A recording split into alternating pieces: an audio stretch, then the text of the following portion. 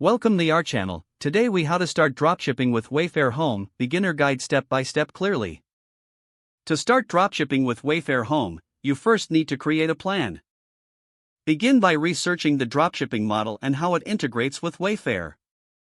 Identify a niche within the home goods market that interests you.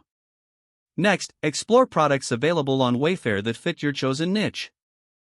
Create a list of potential items to dropship, focusing on quality and demand. Then, sign up for a Wayfair account if you haven't already.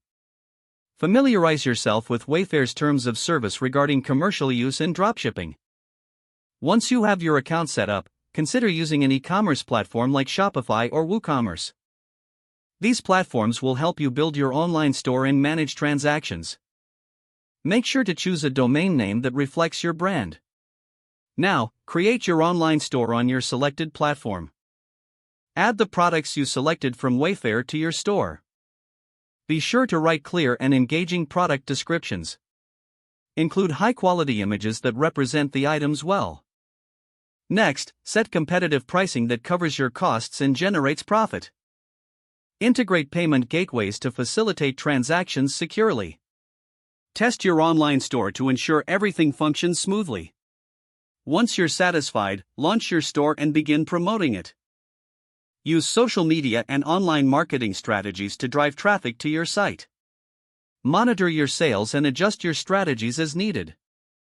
Focus on customer service to build trust and encourage repeat business.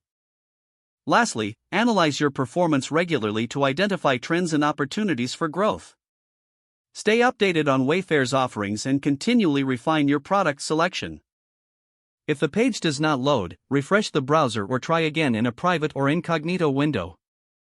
Make sure you are using the correct email address, then retype it carefully to avoid small typos.